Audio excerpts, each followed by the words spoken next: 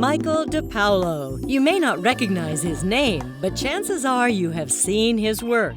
Dresses that grace the cover of magazines, drape the bodies of the rich and famous, and dazzle on the red carpet. At 30, De Paulo is one of the most sought-after fashion designers in town. We recently dressed Gina Tagnoli. She was on Guiding Light, and she won for Best Supporting Actress in my gown. So it was quite euphoric, sitting there, and you never think, is it you actually gonna see the dress on the stage? James Bond, seductress Katerina Marino. She adorned 3 gowns in a photo shoot in New York. De Paulo was thrilled when asked to design a dress for the wedding of Linda Pizzuti and Red Sox owner John Henry.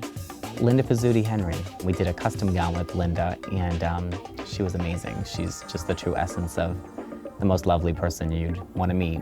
De Paulo has been dreaming about designing gowns ever since he watched his sisters dress for their high school proms. I enjoyed going to the stores and looking at fashions with them, and just would draw, for days on out. Armed with a degree in architecture, De Paulo went to work. The VP of Neiman's called during Fashion Week and had a lengthy conversation with myself. And at the end of the conversation, she told me to believe in myself. And De Paulo followed her suggestion and designed his first collection. My style is clean lines, architectural, sculptural, while being feminine. I'm interested in, clean shapes and beautiful silhouettes, but also having, a delicate flower or a delicate piece of beading on a gown that makes it approachable and feminine at the same time. This is my signature piece. So this is just the epitome of who I am, basically. It's a very sculptural, architectural dress. It has the signature of the pleats. So this dress is just, I think it brings a smile to everybody's face. A great party dress and very whimsical and fun. So this dress is a signature piece. It's a high-low A-line dress in which your leg, you can see the leg from the front and it's longer in the back. Now De Paulo has 8 collections under his belt, sold at his shop and at retailers which include Saks Fifth Avenue in Boston.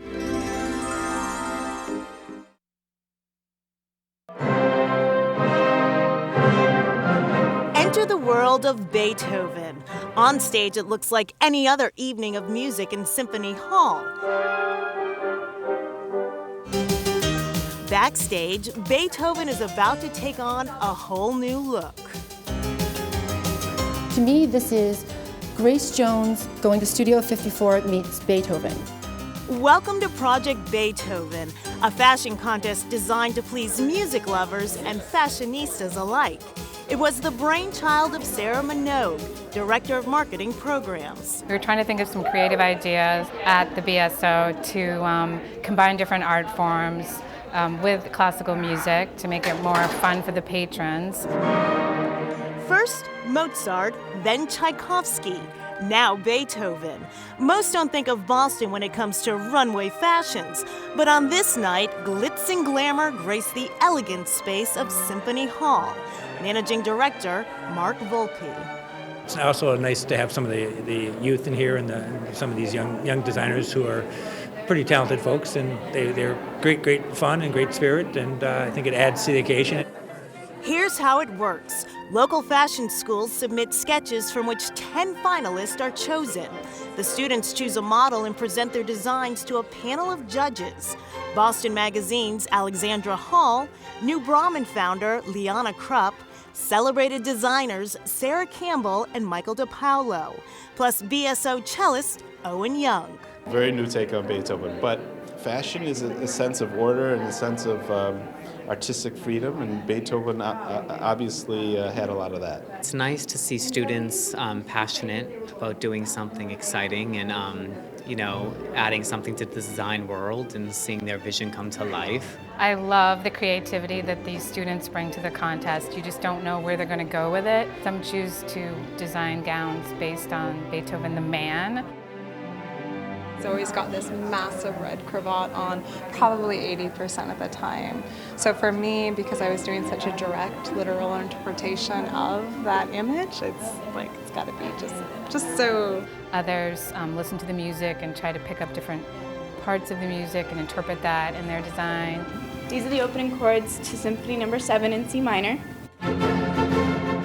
Ashley Boyardi from Framingham State designed not only a dress, but a hairstyle.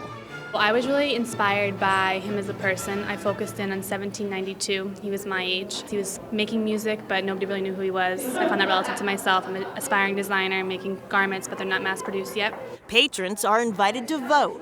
There will be 2 winners, an audience favorite and the judges' pick.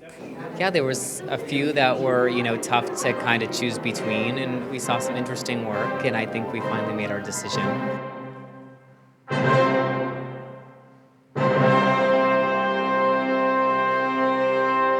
Now, the winner of Project Beethoven will be featured in an upcoming issue of Boston Magazine. And the winner is revealed right after this break. Here's a preview. This year's Project Beethoven winner is